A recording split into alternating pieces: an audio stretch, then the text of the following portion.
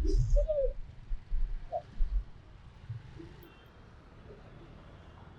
થયું સર?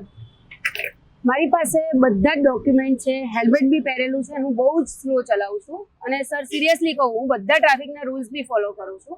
મેં એટલા માટે રોક્યા કે એક યુનિક લાગે છે સ્કૂટર. બંને બાજુ સ્ટીયરિંગ છે. એ હા, બે બાજુ સ્ટીયરિંગ, બંને બાજુ તમે જુઓ તો ખરા, બંને જણા ચલાવે છે. બે ચાલક છે.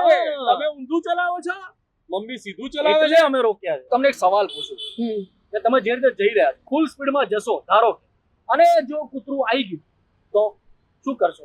શોર્ટ બ્રેક મારવાની, એટલે ઊભું રહી જાય. કે પગથી મારશો? હાથથી સર, બે બાજુ શોર્ટ બ્રેક મારશો. હા. ઓય શું એ આ શું કર્યું?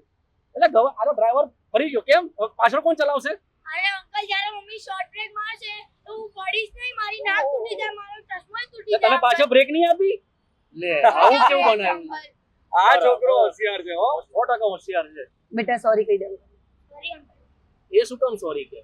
એનો કોઈ વાંક નથી. સમજવાનું તમારે છે કે તમે જ્યારે છૂટ આપી ત્યારે બેઠો ને, તો તમારે ધ્યાન રાખવાનું છે કે એ ઊંધો ના બેસે.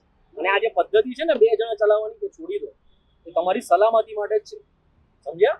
હવેથી ધ્યાન રાખશું સર. હવે હેલ્મેટ પહેરો. Thank you. Thank you sir.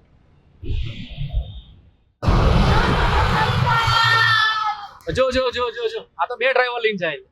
બસ સુધરતા જ નહીં માણસો, કઈ થાકે તો. પોલીસ બી શું કરે યાર? હવે તો સુધરો. આપણા પોતાના બાળકોની સલામતીનો સવાલ છે.